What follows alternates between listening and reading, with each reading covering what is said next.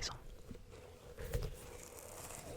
Parce que oui, des fois je connais pas la raison. La plupart du temps je connais pas la raison pourquoi il y a telle ou telle loi, mais cette fois-ci je la connais. C'est tout simplement parce que les châteaux de sable ça prend trop de place sur le sable. Que du coup bah, ça embête les autres qui veulent s'installer sur la plage.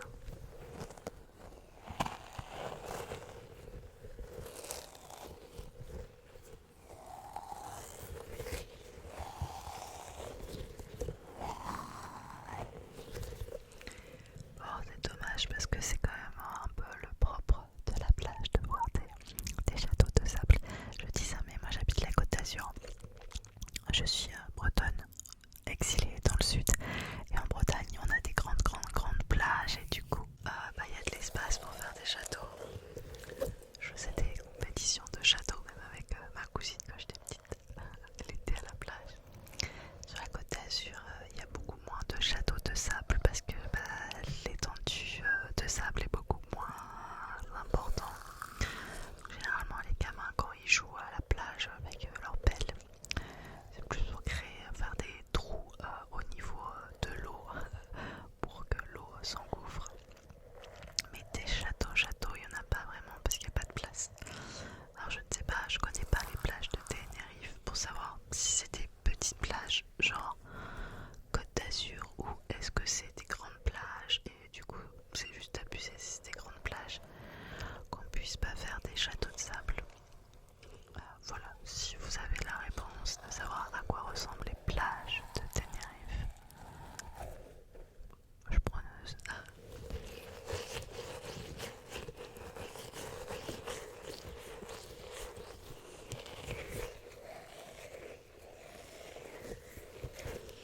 On va rester dans la thématique plage. Alors, dans de nombreuses localités côtières, il y a de véritables querelles pour placer le parasol près de l'eau.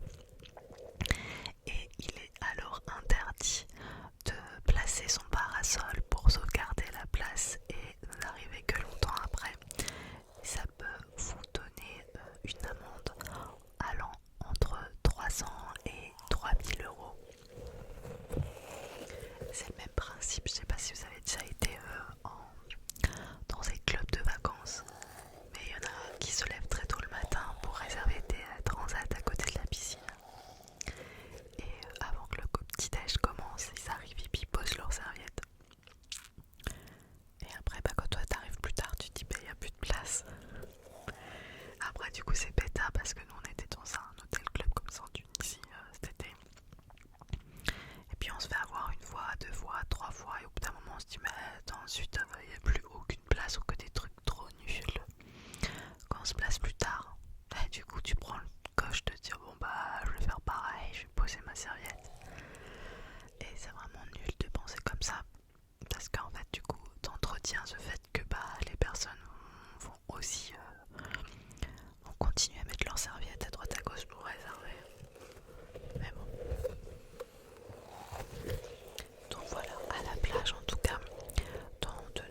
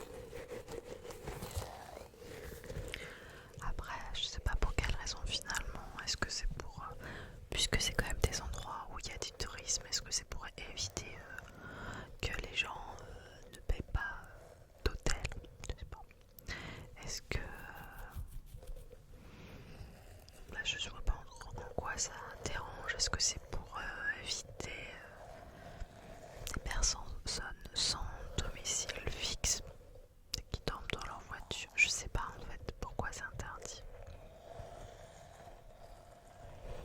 Parce que en soi, si vous avez passé une soirée et que vous avez un petit peu trop abusé de la sangria en Espagne, attention, l'abus d'alcool est dangereux pour la santé, consommer avec modération. Eh bien, je trouve ça plus intelligent de dormir dans sa voiture que de prendre la route, parce que c'est hyper dangereux de prendre la route après avoir bu un petit verre. Donc,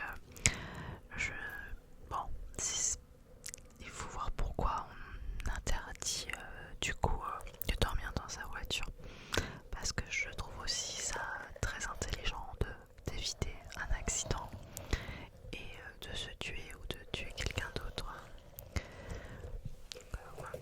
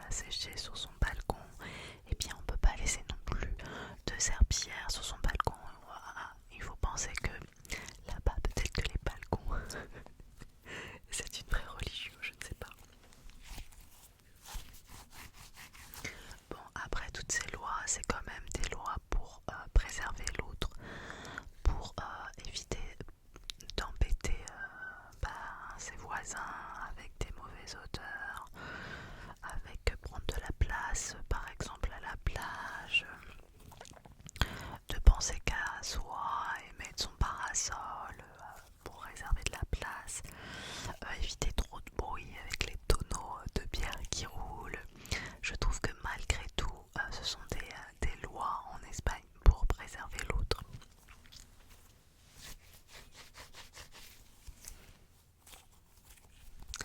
Alors on va partir du côté de Madrid cette fois-ci. La capitale, Madrid. Alors à Madrid, il est interdit de promener 8 chiens en même temps. Alors finalement, il y a très peu de gens qui promènent 8 chiens en